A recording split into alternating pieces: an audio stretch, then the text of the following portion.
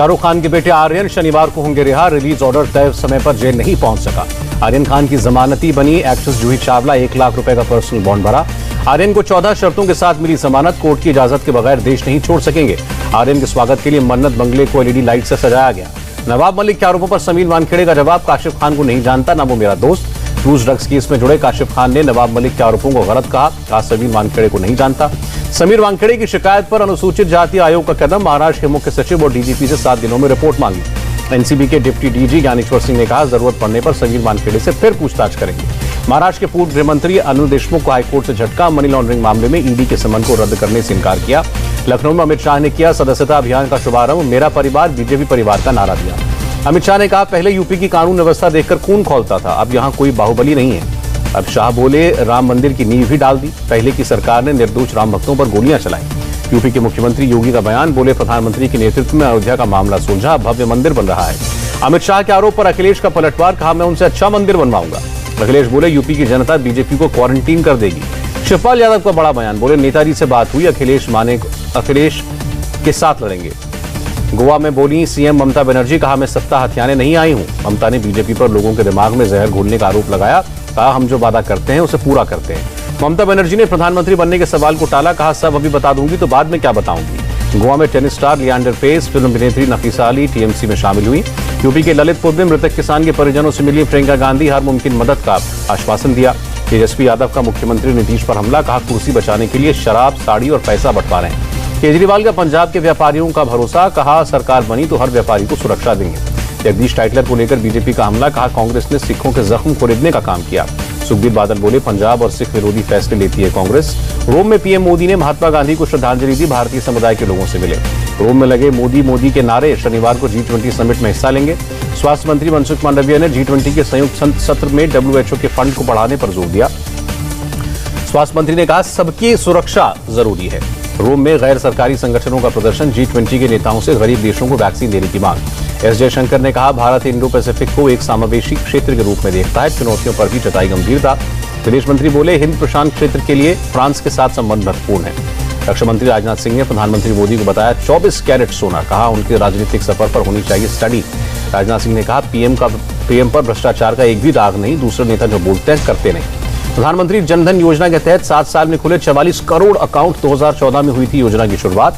America के Alaska में भारतीय और अमेरिकी सैनिकों का युद्ध अभ्यास खत्म। 15 अक्टूबर को हुई थी शुरुआत।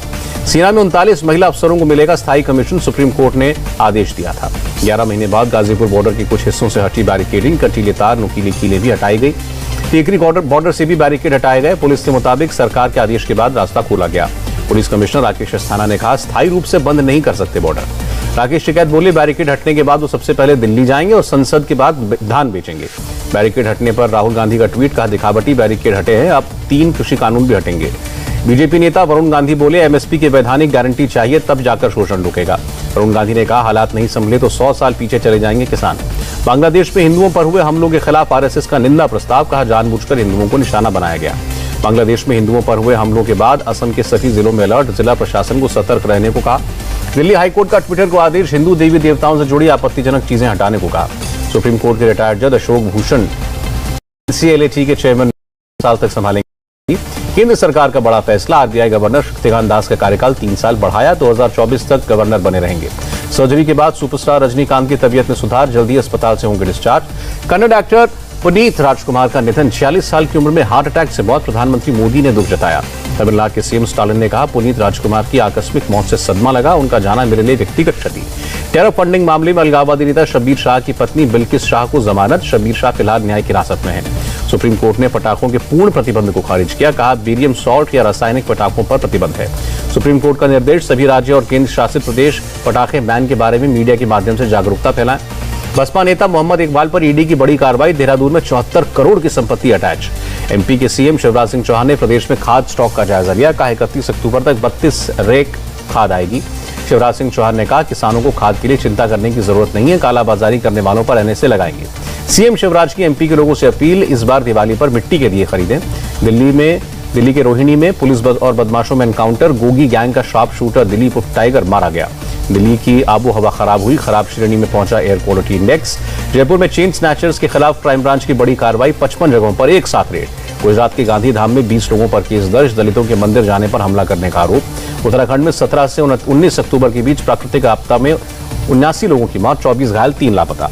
रेड क्रॉस ने कुदरती आपदा से प्रभावित लोगों की मदद के लिए भेजी राहत सामग्री, 11 ट्रकों पर कंबल, दवा समेत जरूरी सामान है।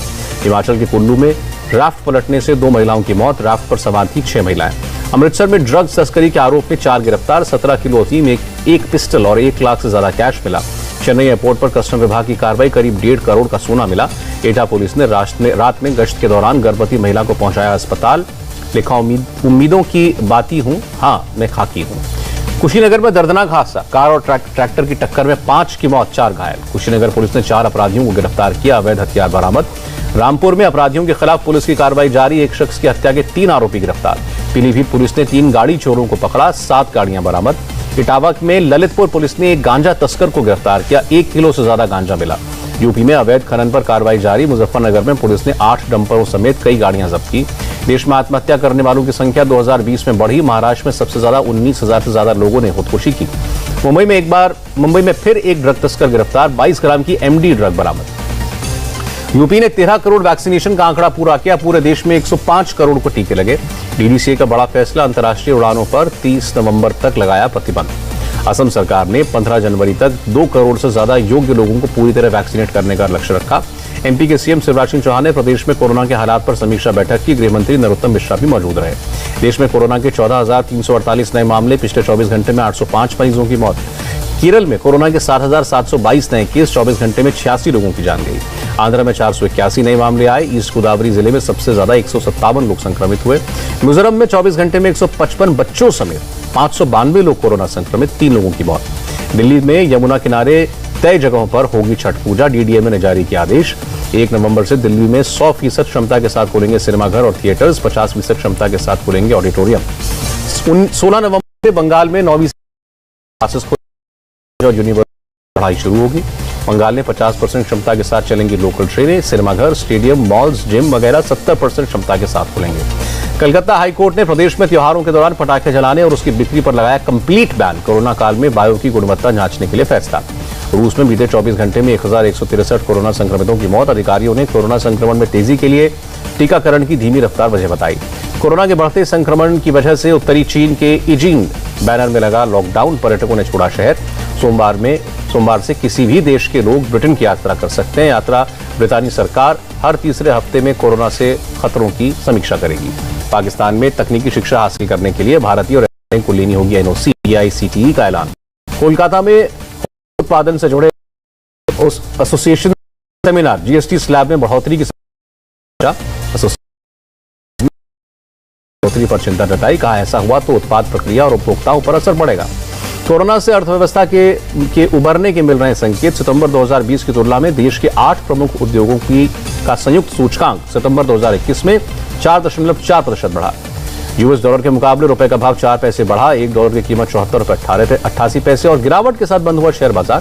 सेंसेक्स 668 और निफ्टी 185 अंक नीचे आया। T20 वर्ल्ड कप में बांग्लादेश की लगातार तीसरी हार, वेस्टइंडीज ने 3 रन से हराया।